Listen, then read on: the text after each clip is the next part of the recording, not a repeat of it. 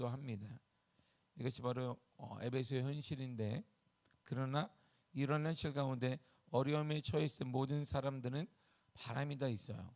어려움이 크면 클수록 극복되기를 원하고 변화되기를 원하고 삶의 역사가 나타나기를 원합니다.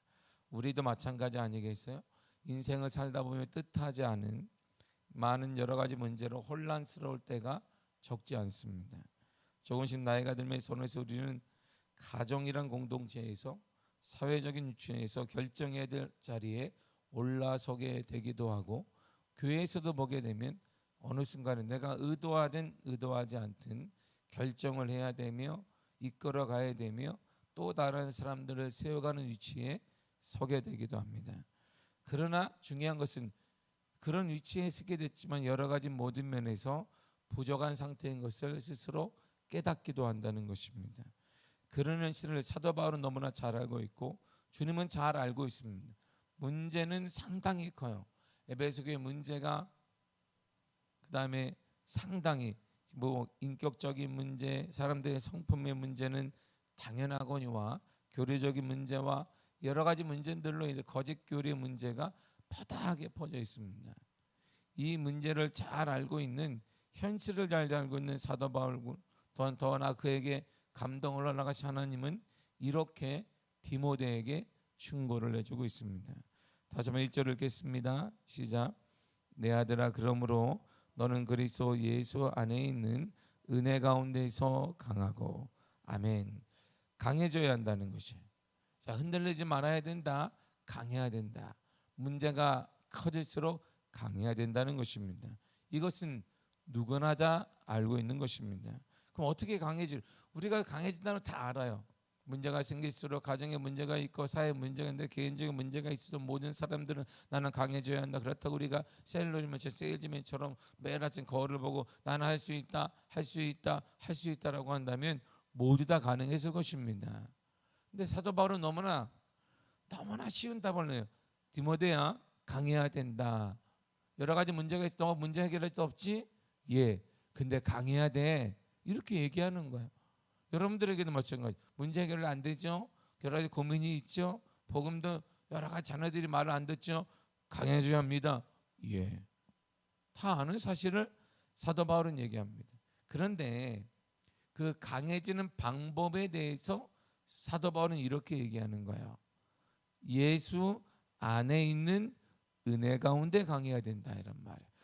너 성질에 따라 넌 성품이 연약한 거야. 넌 성품이 이렇게 연약하니 이 작은 문제 왜 흔들리냐, 이렇게 말하는 게 아니야. 넌 성품이 이렇게 연약하면 안 돼. 성품이 말이야 강해야 되고 부러지면 안 되는 거야. 힘을 내야 돼. 이렇게 말하는 게 아니에요. 뭐라고 하냐면 예수 안에 있는 은혜 가운데 강해야 된다는 것입니다. 예수 안에, 다시 말해 사도 바울은 예수 안에는 뭔가가 있다는 거예요. 예수 안에 자세히 만나고 그분을 만나고 그분을 자세히 보게 되면 그 안에는 은혜가 있다는 것입니다.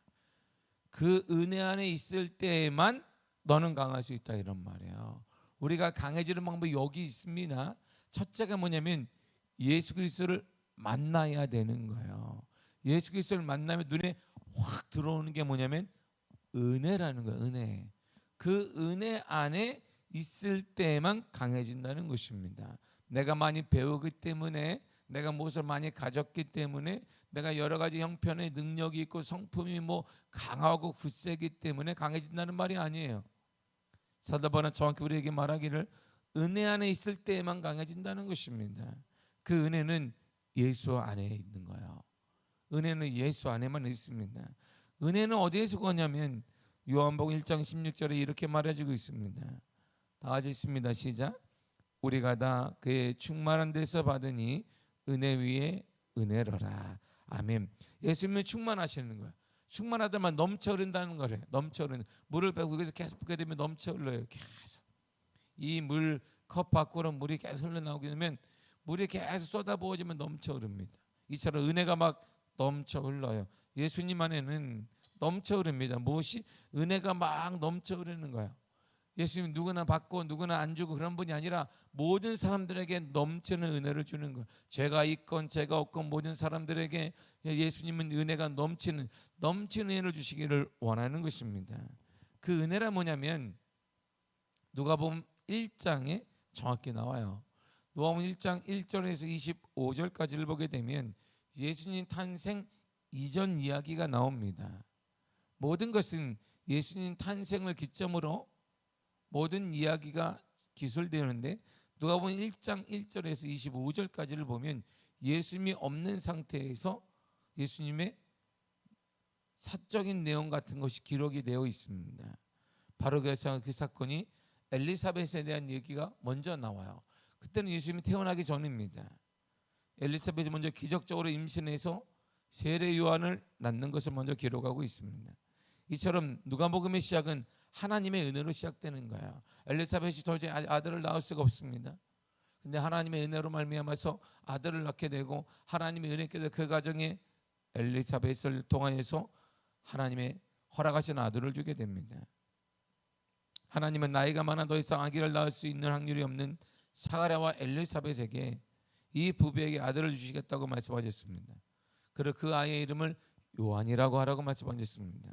요한의 뜻은 하나님의 자비, 하나님의 은혜라는 뜻입니다. 엘리사벳은 아이가 없어 오랫동안 기도했습니다. 오랫동안 기도했는데 임신이 되지 않습니다. 그런데 이제 더 이상 아기를 낳을 수 없는 노인이 되었던 나이가 많이 먹었어. 이제 우리는 안 되나 보다.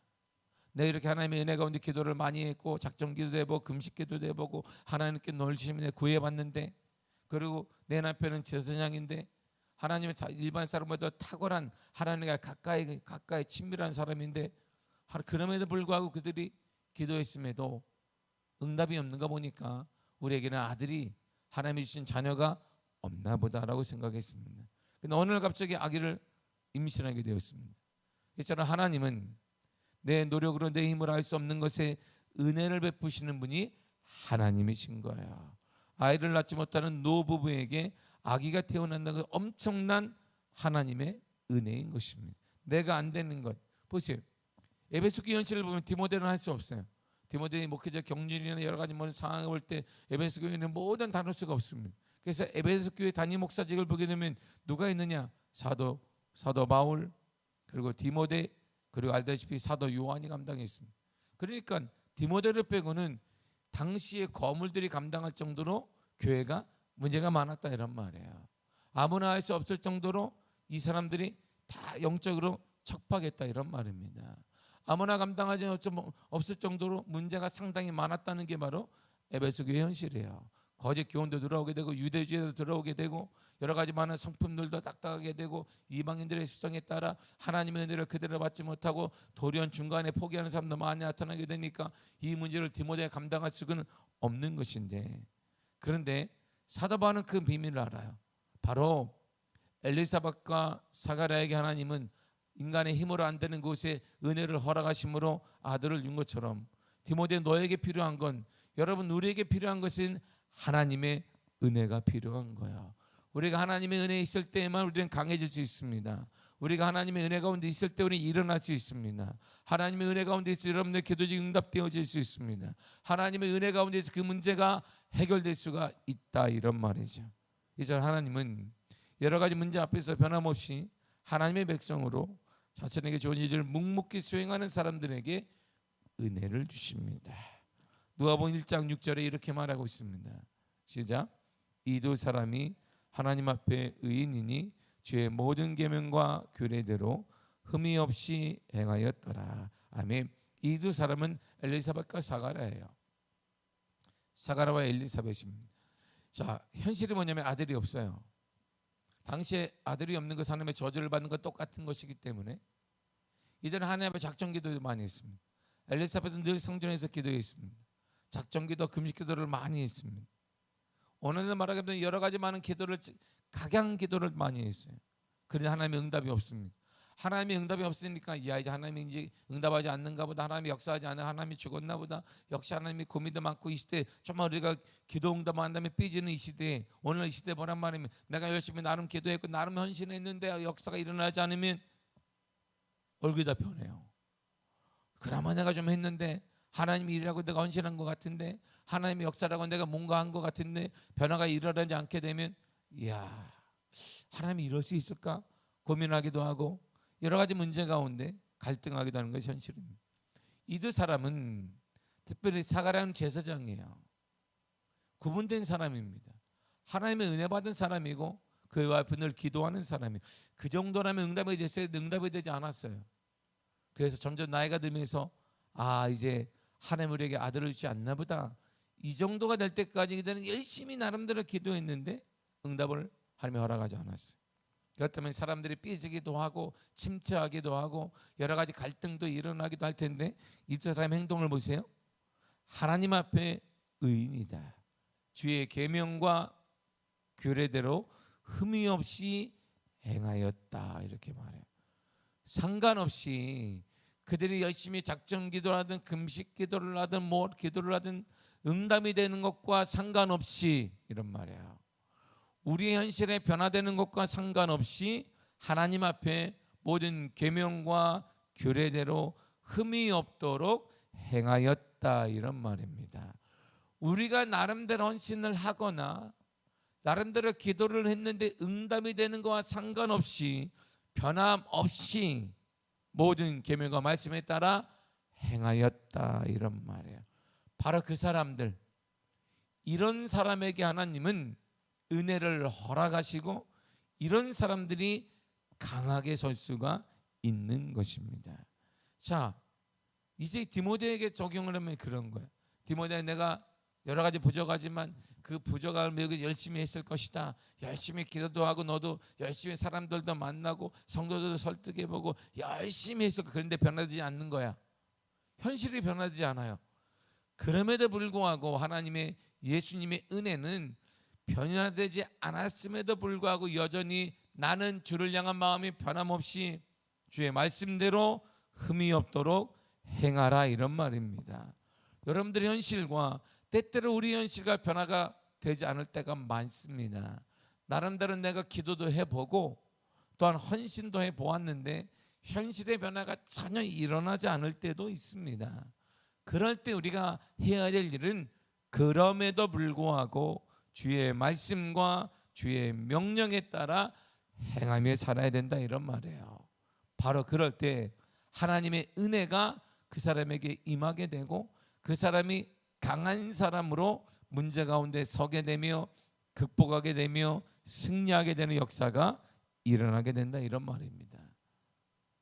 지금 디모데가 알려는 에베소 교회에 여러 가지 문제가 있습니다. 그 문제들을 자신의 능력으로 도저히 해결할 답이 보이지 않는데도 그가 할 일은 변함없이 묵묵히 주님의 도우심을 구하며 감당해 가는 것입니다. 바로 그때 주님께서 은혜를 베풀어 주는 것입니다. 그 은혜를 받으면 이런 역사가 일어나요. 주님의 은혜가 왜 필요하면 그 은혜를 딱 경험하게 되면 이런 역사가 우리 가운데 일어나기 때문이에요.